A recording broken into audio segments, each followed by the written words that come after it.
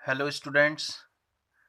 आज हम प्रश्नावली 1.1 का क्वेश्चन नंबर 13 समझाना प्रारंभ करते हैं। क्वेश्चन नंबर 13 क्या है? सिद्ध कीजिए कि समस्त बहुभुजों के समुच्चय A में R बराबर, ये संबंध दिया है, R बराबर P1 P2 such that P1 तथा P2 की भुजाओं की संख्या समान है। प्रकार से परिभाषित संबंध R एक तुल्यता संबंध है। यह हमें सिद्ध करना है। ठीक है, तुल्यता संबंध है। तो इसमें दूसरा पार्ट क्या है? 3, 4 और 5 लंबाई की भुजाओं वाले समकोण त्रिभुज से संबंधित समुच्चय A के सभी अवयवों का समुच्चय ज्ञात कीजिए। ठीक है, तो पहला पार्ट है, इसमें A दिया है समस्त बहुभुजों का समुच्चय, जिसे हमने P से प्रदर्शित किया है।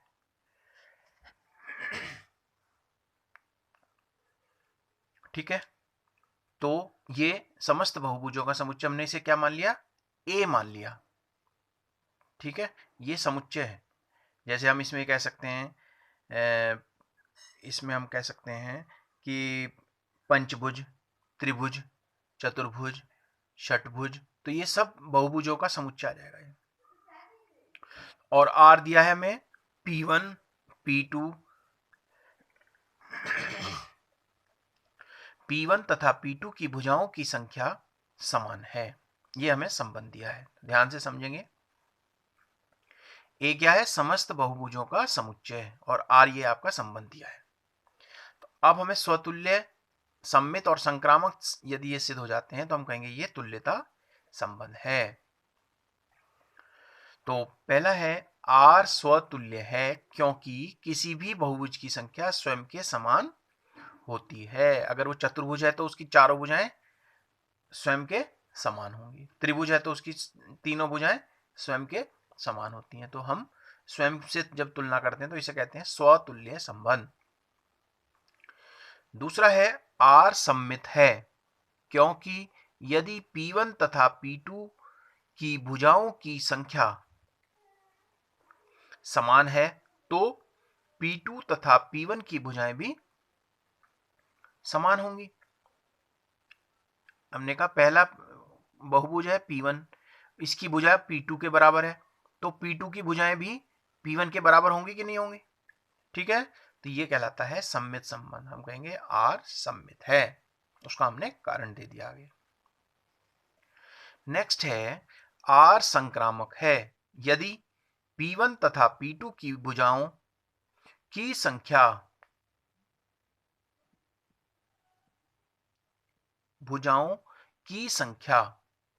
समान है तथा P2 और P3 की भुजाओं की संख्या समान है, जो कि हमारा संबंध है, तो P1 तथा P3 की भुजाओं की संख्या समान होगी। ठीक है, पहले दो पॉलीगन्स की संख्या की भुजाओं की संख्या समान है और P2 और P3 की भुजाओं की संख्या समान है, तो पहले और तीसरे की भुजाओं की संख्या भी समान होगी। ये हमारा कहलाता है संक्रामक संबंध। तो हम कह सकते हैं अतः R संक्रामक भी है।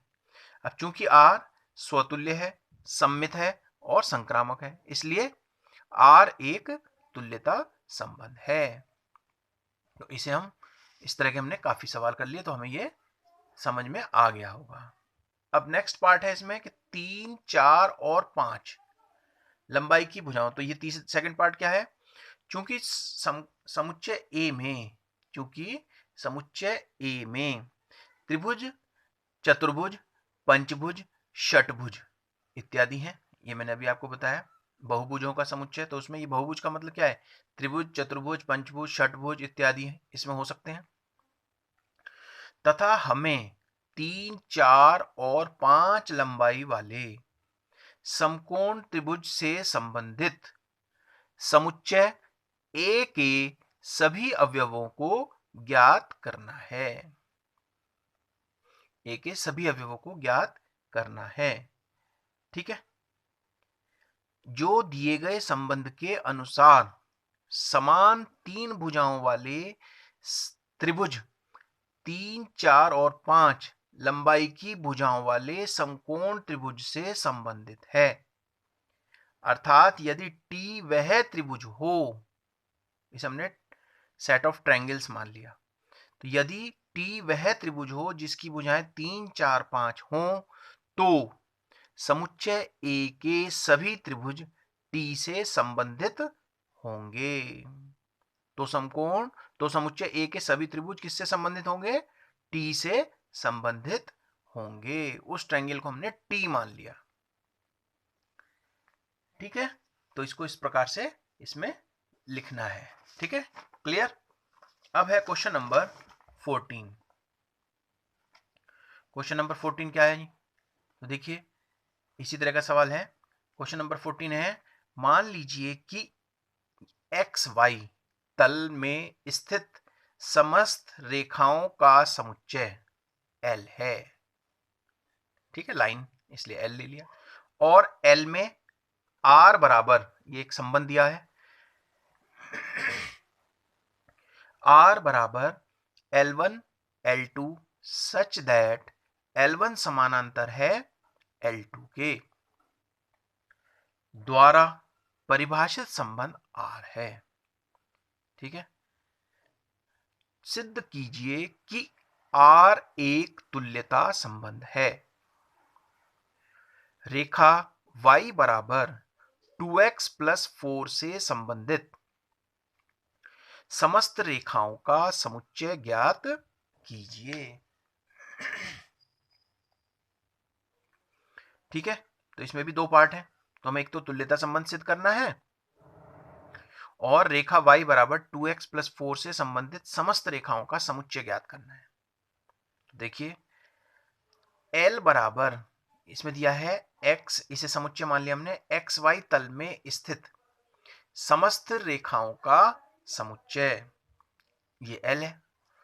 R दिया है L1 L2 such that L1 समानांतर है L2 के, ये इन्होंने समानांतर संबंध दिया है। तो अब इसे तुल्यता संबंध सिद्ध करने के लिए हम पहले स्वतुल्य, सममित और संक्रामक सिद्ध करेंगे। तो स्वतुल्य में स्वयं से तुलना की जाती है, तो हम कहेंगे R स्वतुल्य है क्योंकि कोई भी रेखा स्वयं के समानांतर होती है। भाई स्वयं के तो होगी, बाकी दूसरों की तो बाद में होगी, पहले स्वयं के ही समानांतर होती है। R सममित है क्योंकि यदि L1 L2 के समानांतर है तो L2 भी L1 के समानांतर होगी। ये सममित संबंध कहलाता है। ठीक है, अब इसी तरह से R संक्रामक है। R संक्रामक है क्योंकि यदि L1 L2 के समानांतर है तथा L2 L3 के समानांतर है, अतः L1 L3 के भी समानांतर होगी। ये L1 है, L1 L2 के समानांतर है और L2 L3 के समानांतर है, तो ये और ये पहली और तीसरी क्या होगी? एक दूसरे के समानांतर होंगी कि नहीं होंगी? ठीक है, अतः R एक तुल्यता संबंध है। अब इसके बाद रेखा, नेक्स्ट पार्ट है इसका, तो हम इसे तुल्यता संबंध हमने सिद्ध कर दिया। अब नेक्स्ट पार्ट है रेखा y बराबर 2x + 4 से संबंधित रेखाओं का समुच्चय y बराबर 2x + c। ठीक है, 2x + c द्वारा प्राप्त किया जा सकता है। ये हमने रेखा के समीकरण समझे थे ना, ये अंत्यखंड रूप कहलाता है। y = 2x + c। c क्या होता है? y अक्ष पर काटे गए अंत्यखंड का मान होता है। तो देखिए, ये मान लिया x, x dash, y, y dash, ये कार्तीय तल है हमारा।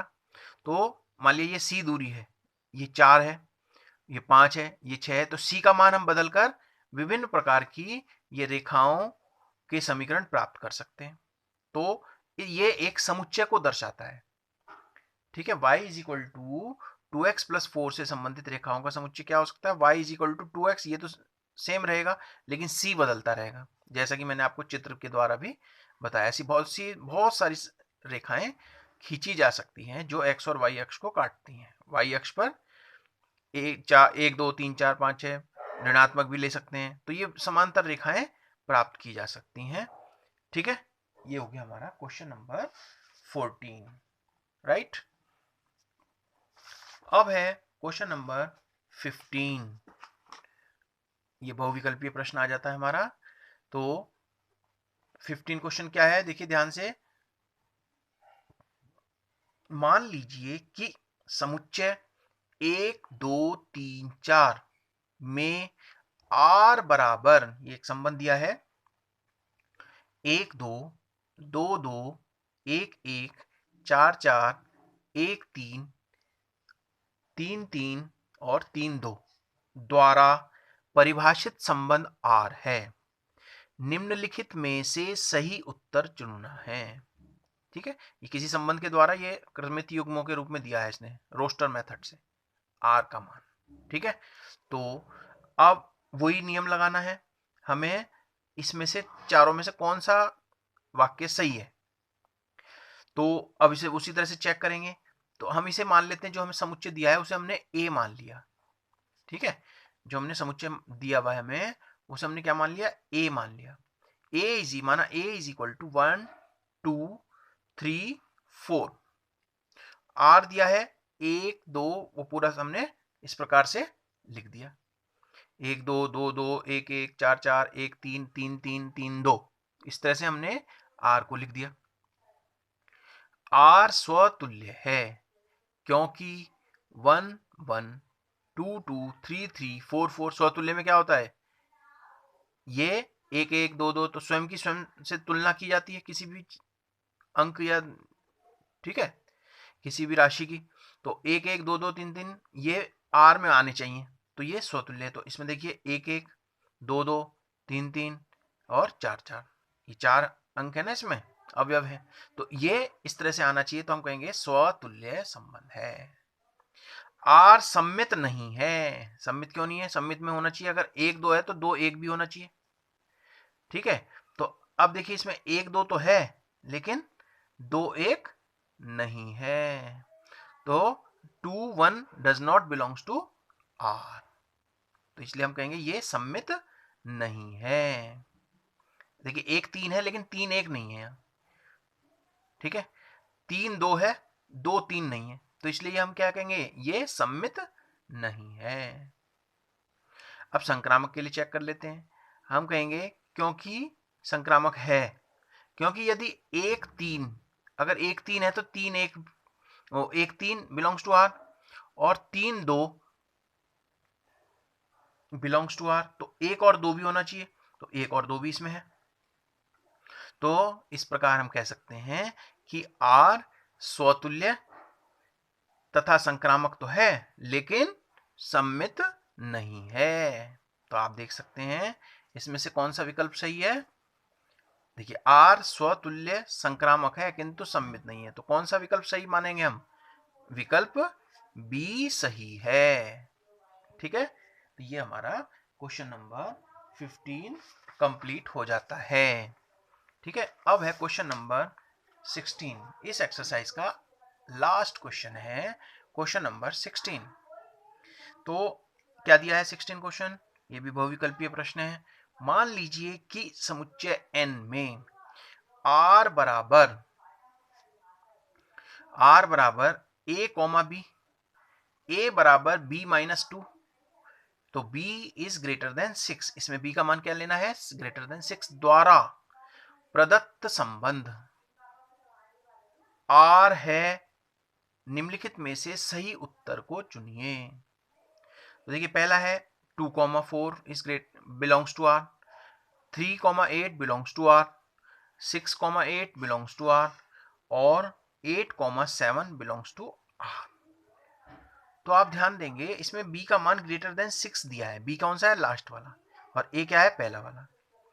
ठीक है, तो आप देख रहे होंगे तो b है 8, b सेकंड है ना, तो 8 ग्रेटर देन 6 लेना है, तो 4 तो ग्रेटर छोटा है, 8 ग्रेटर देन 6 है, इसे चेक कर सकते हैं, इसमें ग्रेटर देन 6 है, इसमें ग्रेटर देन 6 है, तो ये तो हो नहीं सकता। अब इनके लिए चेक करते हैं। अब इसमें 8 2 में है, तो हम पहले 8 का चेक करते हैं। तो हम मान लेंगे, माना n क्या है, सेट ऑफ नेचुरल नंबर्स, जिसे हम कहते हैं प्राकृत संख्याओं का समुच्चय। ठीक है, प्राकृत संख्याओं का समुच्चय। संबंध r बराबर a comma b such that a बराबर b माइनस 2 और b इज ग्रेटर देन 6, ये संबंध दिया है हमें। तो अब b का मान ग्रेटर देन 6 है, इसलिए हम b का मान 8 ले लेते हैं। तो b का मान 8 रखेंगे, तो 8 माइनस 2 क्या आ गया, 6। तो यहां a का मान आ गया 6 और 8 बिलोंग्स टू 8। तो देख रहे हैं आप, 8 रखने पर ये 3 नहीं आया, 8 रखने पर क्या आया, 6 आया। तो C सही है। ठीक है, अगर हम यहाँ 7 रखें, 7 में से 2 गए, यहाँ 5 आना चाहिए था, तो यहाँ 5 नहीं है, तो इसका मतलब D भी सही नहीं है। तो हम इसे समझ सकते हैं कि हमारा जो विकल्प है वो C वाला सही है। तो अतः हम कह सकते हैं कि विकल्प C सही है। तो इस प्रकार हमने आपको प्रश्नावली 1.1 संबंध तथा फलन की प्रश्नावली 1.1 कंप्लीट करा दी है। तो इसको आपने ठीक प्रकार से समझा होगा, विभिन्न कक्षाओं के माध्यम से आपको विस्तार से क्वेश्चन को ठीक प्रकार से समझाकर बताया गया। आपने कर लिया होगा, मुझे पूर्ण विश्वास है। तो इसको आप दोहराते रहें। कल अर्थात अगली कक्षा में हम फलन के बारे में पढ़ेंगे और पिछला याद रखेंगे। इसमें हमने स्वतुल्य, सममित और संक्रामक से संबंधित सवाल, तुल्यता संबंध से संबंधित सवाल भी हमने करे हैं। ठीक है, और विभिन्न कॉन्सेप्ट को हमने क्लियर किया। अतः अब अगली कक्षा में हम फलन के बारे में पढ़ेंगे। आज इतना ही, धन्यवाद।